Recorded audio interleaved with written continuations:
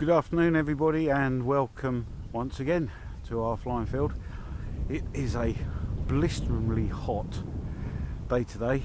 The temperature in the car, that's reading 32 degrees, and it's the 18th of July 2022, first day of this supposed emergency heat wave. Well, I don't know about you, I'm thoroughly enjoying it.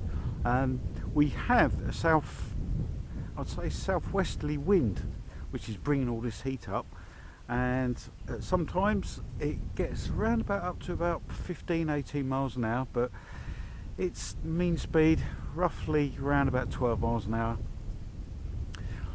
As you can see, it's drying out the vegetation quite rapidly, so we do need before long we need a spot of rain. Okay, I'm up here. We're going to have a maiden flight of my Durafly Gloster Gladiator. I've repainted it, as you can see here. This is a representation of Faith, Hope or Charity, I don't know which one, which participated in the defence of Malta. I think it's between April and June 1940.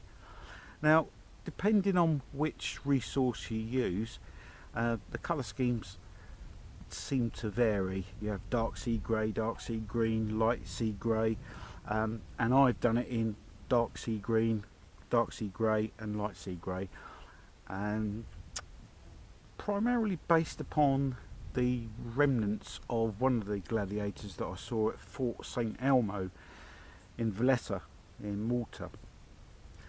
Now, it does lead on to a little story I'm going to tell you about my Maltese trips, and my wife and I, we absolutely love Malta, and we try and get back there as often as we can. But back in the late 80s, 90s, we went there quite often, and it must have been 1992, which was the 50th anniversary of the Santa Maria convoy, which also falls on their Feast of Assumption. I got to learn about a Spitfire pilot called Harry Colbeck, and he flew a PRU, or Photo Reconnaissance Unit Spitfire, and I believe it was painted blue. And it so happened at the time I was working with a chap the exact same name, and I thought, well, it's too much of a coincidence given the spelling of the surname that they wouldn't be related. Upon questioning him, he knew nothing of it. So I did a bit of research, and I actually got to telephone this Spitfire pilot, who was then living in New Zealand. And through the negotiations went on about, I don't know, for about 6 months or so, but I eventually got them, the Harry Colbeck I work with and the Spitfire pilot Harry Colbeck, they did an interview together on the local radio station, and it turns out that they were both from farming stock, as it were, from Lincolnshire, so they were distantly related. So yeah, that was a good outcome for that little bit of research. They hadn't previously known each other existed. So my associations with Malta really stem from just wanting to go out and see Malta as a holiday destination for the first time, but being aviation orientated, as some of you might be, if you're flying planes and what have you, then the aerial history of Malta is really quite fascinating. So this is my representation of one of the Maltese Gladiators. For all you scale freaks out there, I know that the Durafly version is a Mark 1. I'm fully aware of that.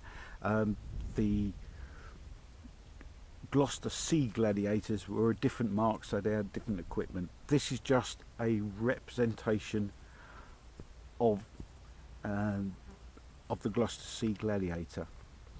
So I've built it as per the box, and all I've done is camouflaged it up in Maltese colours. Let's take you around a quick walk around, as it were. I've managed to get some transfers to depict the colour palette that I've chosen to use, and I purchased a little pilot as well and painted him up. Whether he's fully accurate, I haven't got a clue. I don't know. But I've thoroughly enjoyed my time going to Fort St Elmo Museum on many occasions. And yeah, I just thought this would bring back a bit of a memory, and not exactly a tribute. I'm no one to give a tribute to the brave pilots who fought and died for us out there, but this is my rendition of a Gloster Sea Gladiator. So let's get this all hooked up and we go for a test flight, and with any luck she will be back in one piece. The wind, as you can see by the windsock over there, is dying down, and mean speed, I reckon about 10-12 miles an hour, and it's gusting up to about 18, possibly 20 on occasions, and the actual wind is coming across the strip, so I'm going to have to watch my landing there as well. Okay, see you out on the strip for the maiden flight of the Gloster Gladiator. Right everyone, here we go with the test flight of the Gloster Gladiator. I've got all the rates in middle rates, and as per advice from Stuart, going to hold in full elevator until she starts get going, then slowly, hopefully if I can, bleed off the elevator until we're airborne. So here we go. The other thing that I've done is put the 2200 4S pack right the way up front and secured it with the block of foam which comes with the kit. So here we go.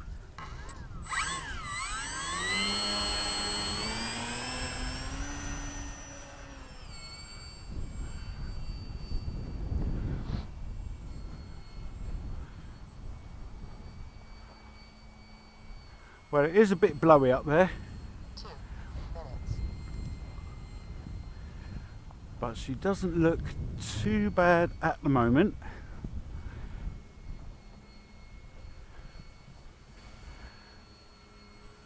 And I'm running about half throttle,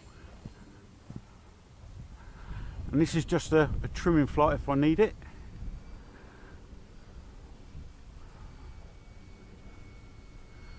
That's hands off. There's a little bit of right yaw there.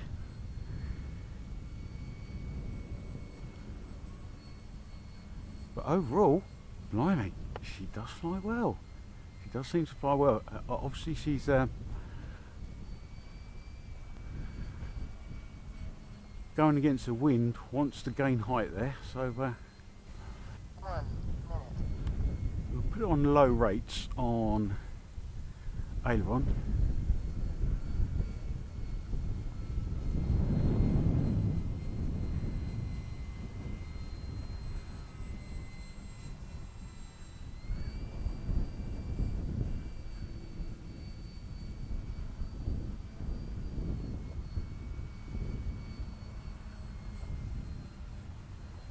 Doesn't seem to be too bad. Middle rates for aileron.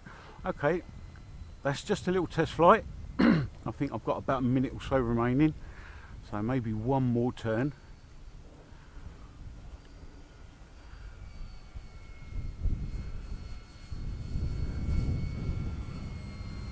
Okay, I think I'm going to have to come in sort of like askew to counteract with the wind, and the wind seems to have died down now.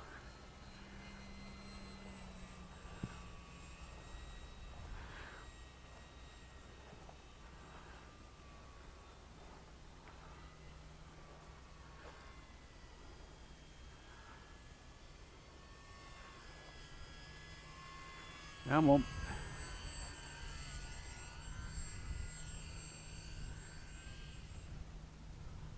There we go. I can do it. A decent landing. A little bit elongated. I know. I should have really landed, I don't know, somewhere around here.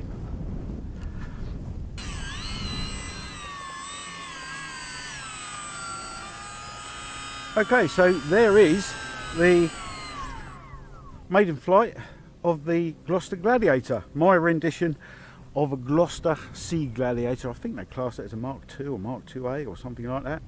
But anyway, yeah, very successful first flight. So yeah, not overly too displeased with that. So I think in terms of rates, they're probably a little bit too high, even on for the aileron, even on middle rate. So I might consider adjusting those. But yeah, I'm quite happy with that.